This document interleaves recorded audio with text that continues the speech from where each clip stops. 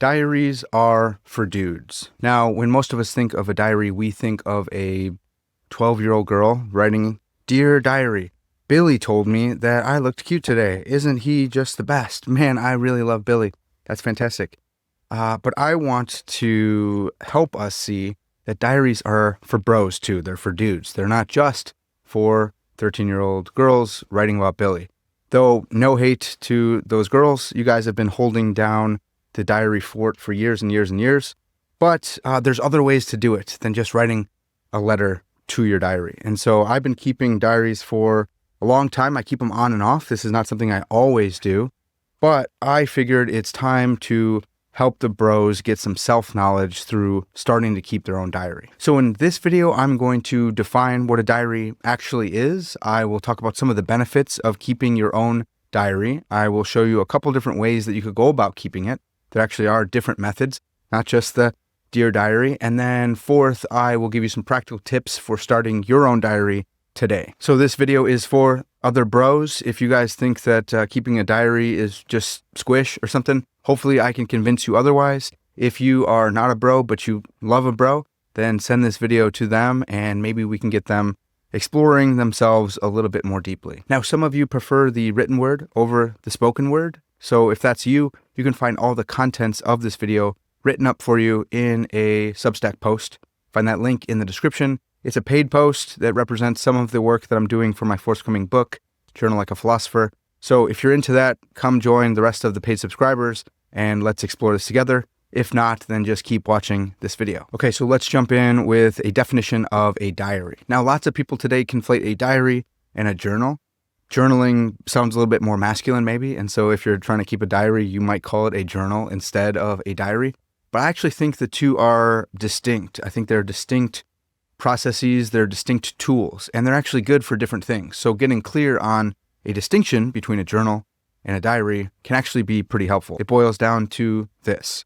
Journals are for ideas or thoughts, and diaries are for events, emotions, and experiences. It's a place to log that personal aspect of your day and think about it. Whereas a journal is a collection of your ideas. Now, like I said, they both have similar origins. Journal comes from the Latin diurnalis or diurnus, meaning daily or of the day, and probably goes back to dies, which just means day. But it has come to mean something like a collection of thoughts or ideas or even information. And the daily aspect of the journal has become much less important than the content of the journal, which again are thoughts, ideas, or information. Now we see this in personal use. We see people who have journals and it's just their ideas. Sometimes they don't even have dates on them. It doesn't really matter when they wrote those ideas down. What does matter is that they collect them in their usually notebook. This notion of a journal as a collection of ideas has carried over into academic journals, even today. So an academic journal, like a medical journal or scientific journal, psychological journal, philosophical journal, these are places for ideas. People have ran experiments and they've collected them, and then they try to give their thoughts on how the experiment went and what are the results that can be reasonably drawn from those. Or if it's a philosophical journal, then here's a bunch of arguments. Here's my thoughts about this particular topic, and I'm going to write it up, and you're going to collect it in your journal with a bunch of ideas in the similar scope. So journals are about thoughts and ideas, more intellectual aspect of our lives. A personal journal, then, is just a collection of your own personal thoughts, your own personal ideas, even if those thoughts and ideas, which are yours, are about someone else's thoughts and ideas. So you could write down quotations in your journal without it being a commonplace book, I guess, but you would write your own thoughts about someone else's thoughts. That's what demarcates a journal from other ways of using a notebook. Now, the word diary comes from the word diarium. I'm probably butchering that, but it is a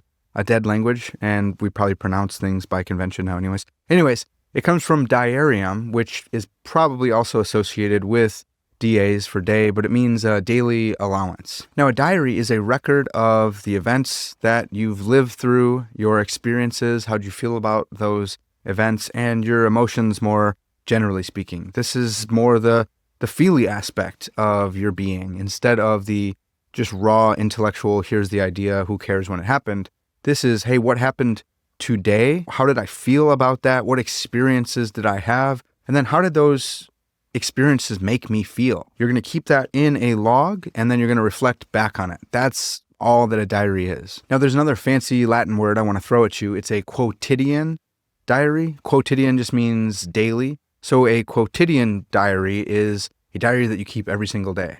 So you're going to reflect, you're going to record, you're going to write down the events of your day, you're going to write down how you experience them, and you're going to write down how you're feeling about them, maybe at the end of the day or at lunch or reflecting back throughout the week. So I hope that's helpful. I hope that's not too much splitting hairs. I am a philosopher and it's kind of what we do, but I do think the two practices are distinct enough to warrant their own names. And I do think that we find this out in the world. People who are keeping journals are usually thinking thoughts, and people who are keeping diaries are usually recording experiences and emotions and such. Now, speaking of philosophical science fiction and fantasy, I want to talk about the sponsor for this video, which is me. This is my Sages, Mages, and Wisdom Machines personal magazine, zine. This is issue number 1. I'm not actually sponsoring myself, but I did want to talk about this because right now we have a pre-order going on, and you can get your own copy of issue number 1 of Sages, Mages, and Wisdom Machines, Truth and Wisdom Through Science Fiction and Fantasy. I didn't have a great transition into this little plug for my zine, my magazine, but sorry. Anyways, I think you guys would like this. If you like my channel at all, then you will love issue number 1. I have 4 science fiction and fantasy stories. They are all philosophical. There's some kind of philosophical theme. They are protreptic. I'm trying to teach you something. I do have a lesson in there. And then if you miss the lesson, after each one of the short stories, I have a behind the curtain section where I'm drawing out the philosophical themes even more and filling you in on some Easter eggs that I dropped in, which you may not have found. I also have 2 philosophical science fiction and fantasy essays, which I've brought from Parker's Ponderings, my other Substack. So I have 2 Substacks pulling both of those into one issue of my science fiction magazine. I've also included 2 fantasy poems with their own behind the scenes to kind of explain those for you guys as well. And there are 10 original pieces of artwork that I've commissioned from real human beings, real artists, for each one of my stories and poems. So this is issue number 1. I'm going to be starting with issue number 2 shortly. I'm looking to do maybe 1 every 2 months, so maybe 6 a year. That'd be cool. But if you guys are interested in this, then check the link in the description or in the pinned comment. It's Parker's Zines on Etsy. You guys can go pre-order right now, or if you're watching this later and the pre-order's done, I will order some extras to keep in stock so you can get your own copy there. If you prefer digital, or if you live overseas and the shipping is just far too outrageous, then you may like the digital download version of issue number 1. All right, that's probably enough commodifying myself.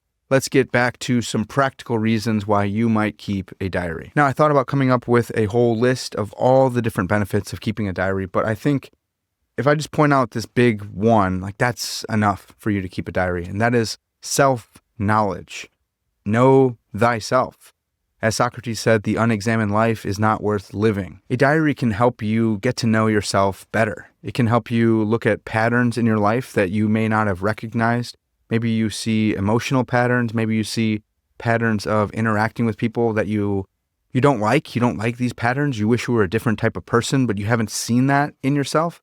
This can help you get an objective look even through your subjective experiences. So you're writing down your own subjective view on events and experiences and how those made you feel. But over time, you can look at those and take an objective view. Hey, what was I thinking last month? What was I thinking that whole entire week? Let me read through those entries and I see, man, I was actually seriously irritable. Why did I respond to those people the way I did? I thought at the time that I was in the right, but now with a little bit of time in between, I can see it was my fault. I was the one who was acting a fool. I was the one who was being an irritable jerk. That's really, really helpful. That can help you be a better person. Maybe you see some trends that you actually really like and they surprise you. And you say, well, why was I able to act virtuously this day? Oh, I'm looking at the events.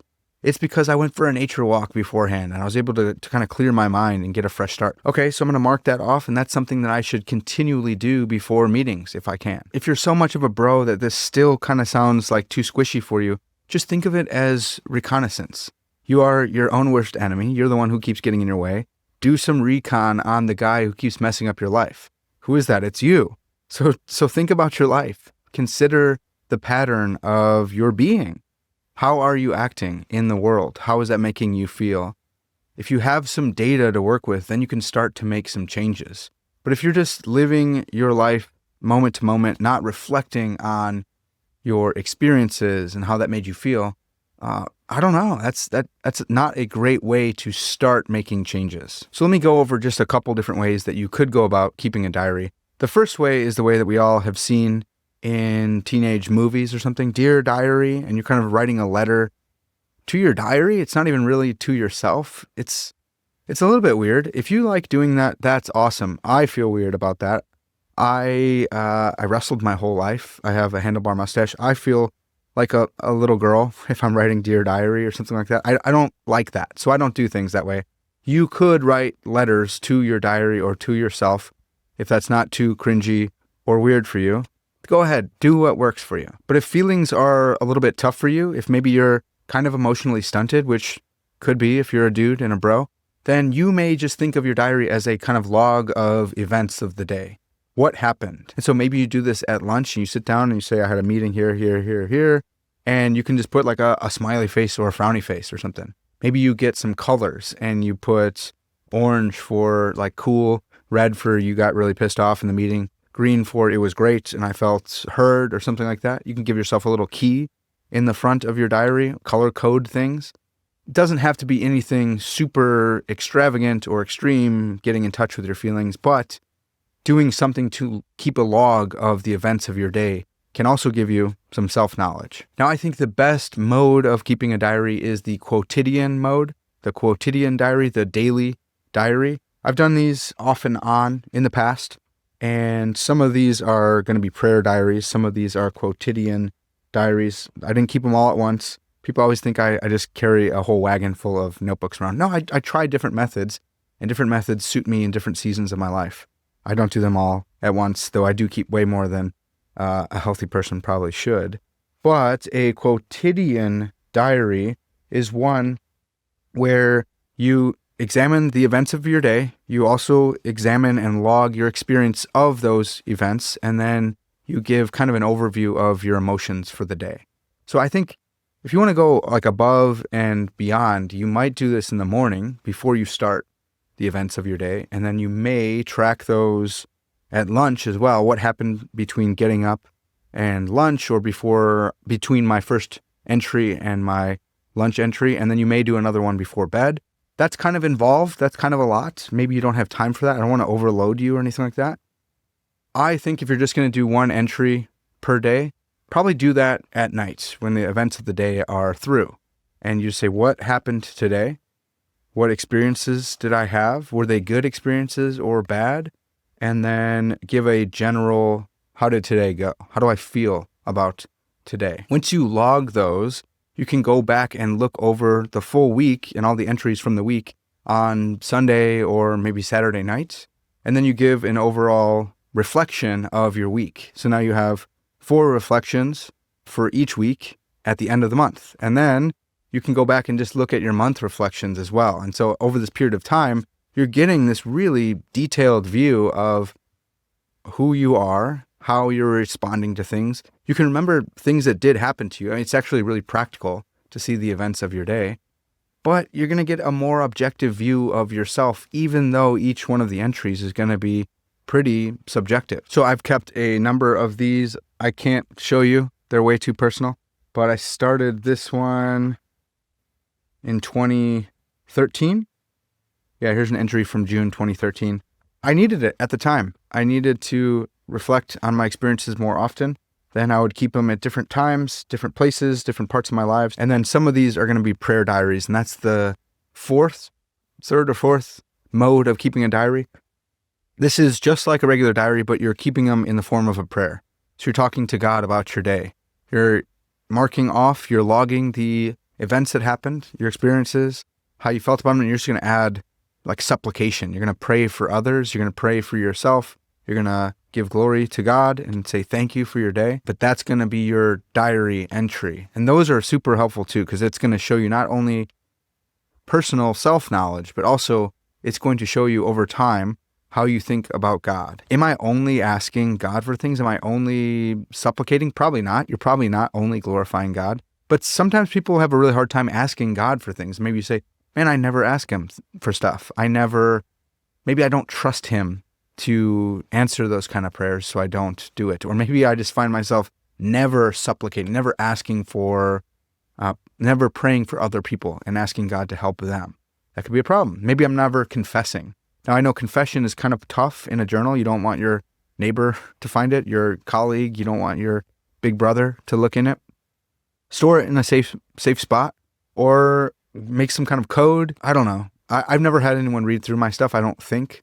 And I've confessed some pretty dark, crazy stuff in my diaries, my prayer diaries especially. So take that for what it is and just be safe and secure with it so other people aren't reading your most intimate details of your life. Maybe you don't add that part. Maybe you just confess that out loud. But I've found writing it down is really helpful for me. So then how do we go about starting our own diary from scratch here today? This is super duper simple. I don't want to make it too extreme or anything like that. It's simple. Just grab yourself a notebook. Sometimes people call these journals. Again, a journal is a specific type of notebook, a specific way or mode of using a notebook. Grab yourself a notebook, write personal diary, keep out, please don't read this. Write your contact information in the back maybe so people can give it back to you. You can give as many warnings as you want. Please actually don't read this, okay, if you're self-conscious. But get yourself a notebook and then just start logging your day. What happened to you today? What were those experiences like? So not just the facts or the events, but what was that like for you to experience those? Was it good? Are you happy? Was it joyful or joyous? Was there anything that really made you feel good today? Made you feel happy, like a deep sense of maybe eudaimonia happy? You felt like you were actually walking in the purpose for which you've been made. That's huge. You got to log that. And then obviously the bad stuff. What happened? Why'd you get so mad at that lady for pulling up at the stop sign before you and then making you go in front of? What's going on? What happened? That may have happened to me, but I'll write about it. I don't need to talk about it here with you guys. Anyways, you're going to start logging that stuff. And I think the 3 E's are kind of helpful. Events, experience, and emotions. Again, be careful with these, but start doing those daily. Just do it for 30 days. You don't have to commit to this for the rest of your life. You just don't. Try it out for 30 days like most other things. It may become a habit that you really enjoy, or you may have some more self-knowledge and realize, hey, keeping a diary is not for me. That's great. You just got some more self-knowledge. That's huge. Now you know this is not something that you like.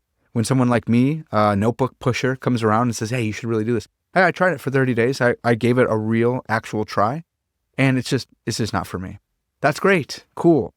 But I would say try it for 30 days, and after each week, sit down on a Sunday night or a Saturday night and reflect back on all of the entries, because a lot of people just don't do that. A lot of times we will write down stuff and we never look back on it. You need to look back on it because that's where you're going to do some of the analysis and you're going to find some more trends. Man, this was a really good week. Look at all these individual days that turned out great. Or this was a terrible week. Why is that? Is any of it my fault? What can I own? And then how can I avoid making next week a bad week? So then you're going to give an analysis of each single week after the week is over. And then when the 30 days is over, when the month is over, you can look back on all 4 entries for each week, and you can give an analysis of the month as a whole. Now imagine you did this for a whole year. Then you could sit down after the year is over and you can give an analysis of your year. You can reflect it back on what happened that year, how it made you feel, how you've changed. Maybe you become more virtuous because you've been more self-aware, not in a totally crazy negative way, but in a way that helps you become a virtuous person. That would be awesome. But that's really it. So you can see that keeping a diary is not just for little girls, though I'm stoked that they keep them. Thank you for holding down the fort.